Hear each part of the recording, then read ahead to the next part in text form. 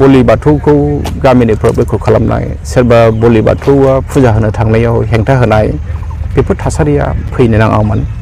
आरो थिग बे रोखोमनि जायफोर हेंथा होग्रा बिथांमोनाबो साननाया मोजांमोन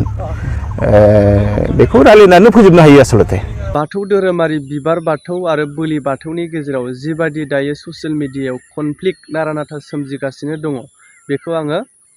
नैबे भिडिअखौ आबुङै होनो थांगासिनो दङ दसे उनावहाय दा बिनि सिगां मोननैसो आपडेटनि सायाव बुंग्रोगोन दा बयखौबो गोसो गोरबोनिफ्राय बरायहरबाय दिनैनि नैबे गोदान भिडिअनि गेजेरजों आसा खालामो नोंथांमोना भिडिअखौ स्किप खालामाजासे जोबजासे नायलांगोन आरो लोगोसे जायफोरा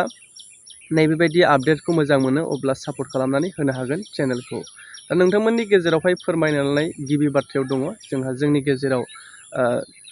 थांनाय समफोराव जेरैबायदि जोंनि गेजेराव जाय दुधनै ओनसोलाव जानाय जाथाय गलपारानि बेहाय सासे हिरनमै मुंनि सासे बर' लाइमोनखौहाय बुथारनाय गुबुनारिफोरनि आखायाव थैनांनाय बै सानै आइजोफोरा जेनाखि जिनाहारि खालामजानायनिफ्रायनो नैबे जाथाया सोमजिनायनि थाखाय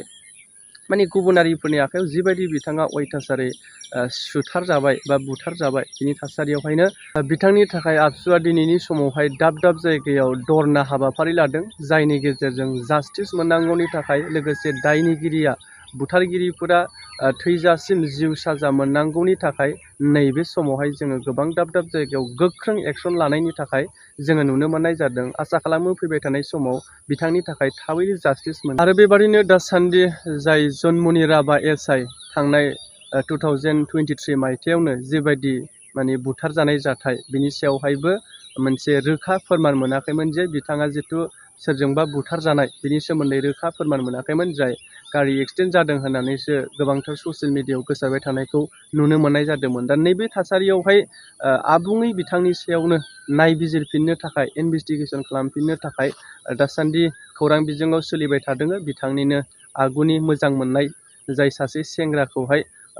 बिनि दायावहाय हमफिननाय जादों एरेस्ट खालामफिननाय जादों पुलिसफोरा दा नैबे थासारियाहाय गोबाङै गोसारफिनदों बेबायदि जन्मनि राभा एसआइआ थैनायनि जाउनाव बिथाङाबो आखाइ दङ होननानै दा बिथांखौ हमनाय जादों फिन आरोबाव बिथांनि केसनि सायावहाय नायबिजिरनाय जागोन दा नैबेबायदि बाथ्राया ससियेल मिडियायाव खौरां बिजोङाव सोलिगासिनो दङ दा बाथ्राया जाहैबाय जों ट्राइबेल माहारिफोरनि थाखाय सैथोखौ नागिरनानै होनायाव माबा मोनसे आफुथि दं नामा जाय जन्मनि एसआइ राभा बिथाङाबोथ' सासे ट्राइबेल हारिनि मानसिमोन बिथांनि केसाबोथ' सैथोआव फैयाखै दा नैबे थासारियाव जोंनि गेजेराव जि हिरनमै खाख्लारि बिथाङाबो जिबायदि अयथासार बुथार जाबाय बिनि सायावबो जों जास्टिस मोननांगौआ उननि समाव गोब्राब जागोन नामा जिबायदि जोंबो ओरैबायदि धरना हाबाफारि लाबाय जोंनि गेजेराव दा बिनि गेजेरजों जोङो जास्टिसखौ मोनथारनांगोन जिहेतु जोंनि ट्राइबेल माहारिखौ जोंनि बर' जाथि आरो लोगोसे आसामाव थानाय गोबां जनजाथि हारिफोरखौ गुबुनारिफोरा गादबनायावहाय बेखौ जास्टिस नागिरनायावहाय बा जास्टिस होनांगौनि थाखाय जोंनि गेजेराव बेबायदि दाबिखौ मानो गनायनानै लानो हाया जाय एसआइ जन्मनि राभा बिथांनियाबोथ' गोबाव सम जालांबाय नंखायै गाज्रियै बुथारजानाय सासे एसआइ बायदिखौ बुथारबाय दा नैबे समावहाय सैथोखौ नागिरनानै बिथांनि सायाव दासिमबो मोननाय जायाखै नंखायै बिथांखौ ओरैनो गारि एक्सिडेन्ट जादों होननानैसो थैनाय बेबायदि ससियेल मिडियानि गेजेरजों गोबांथार जोङो बांसावनायखौ नुनो मोननाय जादों नाथाय सैथोखौ बिजिरनानै थांनो नागिरोब्ला गोबांथार दासिमबो गनायनानै लायाखै बिथांमोननि गेजेरावहायबो ओरैबायदि माने मोनसे गोख्रों दोहौ सोमजिफिनदों जे बिथांनि सायावहाय गोख्रोङै नायबिजिरफिननांगौनि थाखाय दायो सोलिफिनदों दानिया फैदो बिबार बाथौ आरो बोलि बाथौ जोंनि बर'फोरनि गेजेरावहाय ना मोनसे जाथिनि गेजेरावनो दायो खौरां बिजोङावहाय गोबांथार कनफ्लिक्ट सोमजिनायखौ जोङो नुनो मोननाय जादों जाय गावजों गावनि गेजेरावहायनो जों बर'फोराहाय मोनसेल' हारि हिसाबै धोरोमा एसे बेलेग बेलेग टाइपबाबो जोंनि गेजेरावहाय जोङो नैबेबायदि गावजों गाव दाङाबाजि जानायखौ जोङो ससियेल मिडियायाव गोबाङै नुनो मोननाय जादों एक्सुवेलि जों बर'फोरा ओरैनोबाबो राजखान्थि बिथिङै गावस्रा गावस्रियोखा जोङो खौसेथि नंखाया नाथाय नैबे समाव आरो धोरोमनि बेलायाव फिन गावजों गावनि गेजेराव बेबायदि गावस्रालायनाया सोमजिनो थांगासिनो दं नामा दा नैबे बाथ्राया जोंनि गेजेराव ससियेल मिडियायाव गोबाङै गोसारदों जाय जोङो जाथि हिसाबै राजखान्थियावनो गोबांथार जोङो गावजों गाव नायलायनो हायै माखासे बेबायदि थासारिया सोमजिखायो बा सोमजिबाय थाखायो दा नैबे समाव आरोबाव धोरोमखौ लानानै जिथु ओरैबायदि गावसा गावसि जायो जाय राजखान्थि बिथिङावहाय राजखान्थि सफैयोब्लाल' जोंनि गेजेराव गोबांथार बेबायदि नायलायनो हालायै गावसा गावसिया सोमजियो नाथाय नैबे धोरोमनि बेलायाव जुदि नैबेबायदि धोरोमखौ लानानै ओरैबायदि गावजों गावनि गेजेराव दायो सोंखारिलायनाय बा माने बयबो धोरोमारिफोरानो गाव गावनि धोरोमखौ लानानै ओरैबायदि आंगो फोथायनाय बा सानथाय दङ सानस्रि दङ दा बेखौ माने जोङो रावनिबो रावखौ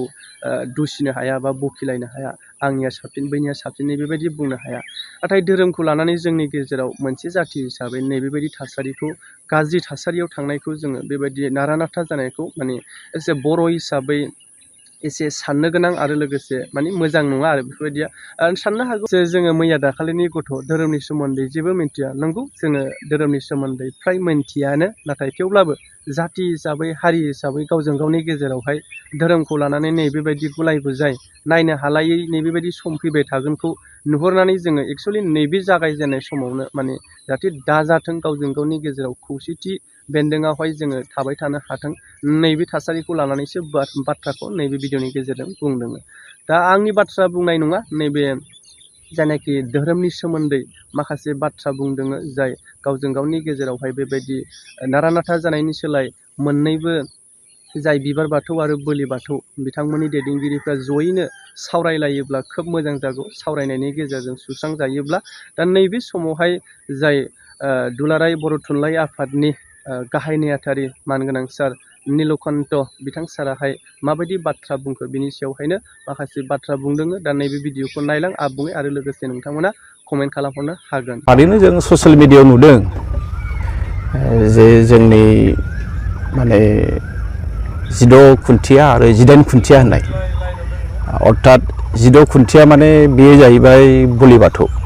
आरो 18 खुन्थिया माने बेयो जाबाय फुल बाथौ होननानै बुंदों। दा बेवहाय सिमनसाफुरि जिल्लानि माने धेमाजि जिल्लानि सिङाव थानाय सिमनसाफुरिनि मोनसे गामियाव माने बोलि बाथौनि मोनसे न'खरखौ लानानै माखासे समाजनि माने मानसिफ्रा बिथांमोनखौ बयकट खालामदों मादों होननाय बाथ्रा ओंखारदों। दा बेखौ माने समाजारि बिजोङाव नुबाय थादों खोब भाइरेल जादों। दा बाथ्रा जाहैदों मा जों बर' थुनलाइ आफाद हिसाबै जोङो माने धोरोमारि जि खामानि बा सिन्था सरसा बेवहाय जों हाबनो हाया। अब्लाबो माखासे जिनेखि जोंहा ससियेल मिडियायाव जों नुनो मोनबाय जे बर' थुनलाइ आफादा मा खालामना थादों बर'नि माहारि आफादफ्रा मा खालामदों मानो हाबसनाखै बे रोखोमनि खोथाफ्रा ओंखारदों। दा बेखायनो आं दिनै नैबे समाव जोंनि बर' थुनलाइ आफादनि थाखाय जोंनि गासैबो धोरोम जेखि धोरोमाव थाया मानो बिथांमोना गासैबो बर' फिसा गासैबो धोरोमखौ मान होनाया बर' थुनलाइ आफादनि मोनसे धोरोम आरो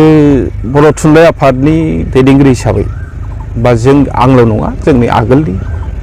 इयुनाव जाय फैगोन बिथांमोना खुनुदिन धोरोमखौ लानानै जोंहा मालाबाबो बेले बेजे बिदि साननाय फैया। नाथाय बाथ्राया जादों मा जे सोरबा बोलि बाथौखौ गामिनिफ्राव बयकट खालामनाय सोरबा बोलि बाथौआ फुजा होनो थांनायाव हेंथा होनाय बेफोर थासारिया फैनो नाङामोन आरो थिग बे रोखोमनि जायफोर हेंथा होग्रा बिथांमोनाबो साननाया मोजांमोन बेखौ रायलायनानै फोजोबनो हायो आसलते। दा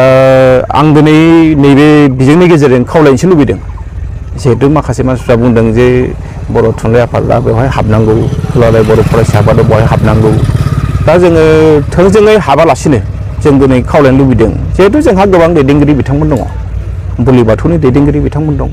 जोंहा फुल बाथौनि दैदेनगिरि बिथांमोन दं बिथांमोना सावरायनायनि गेजेरजों बेफोर जेंनाखौ फोजोबनो हायो। जिखुनु जेंनायानो सावरायनानै फोजोबनो हानायनि लामायाव दङ। आं दिनै फुङावनो जोंहा बोलि बाथौनि गाहाय नेहाथारि आं बिथांजों सावरायदों आरो लोगोसे फुल बाथौनि गाहाय नेहाथारि बिथांजोंबो आं सावरायहरदों। गासैबो खोथाखौ आं बुंदों जे बेफोरबायदि जाथाया जानो नाङामोन मानोना जों बर'फ्रा बेसेबां दं मोजोमसे जोंना धोरोमखौ लानानै जों मालाबाबो खुनु गोनो गोथो सानलायनो नाङा। बर' थुनलाइ आफादा जों मालाबाबो बेखौ लुबैया जों जेब्लायबो गासैबो बर'खौ लानानै जों खौसे थानायखौसो जों लुबैयो आरो जुदि बिथांमोना सावरायनायाव माबाफोर जुदि मोननैजों थोंजोङै जुदि बिथांमोना उसुबिदा जादोंब्ला जेंना नुजादोंब्ला बिथांमोना जुदि जोंखौ बुङोबा जों हाबसननानै जों रायलायनायावबो जों रेडि जुदि बिथांमोना लुबैयोबासो। खिन्थु बिथांमोना लुबैयाबा जों बहाय हाबसोनो गोसो गैया।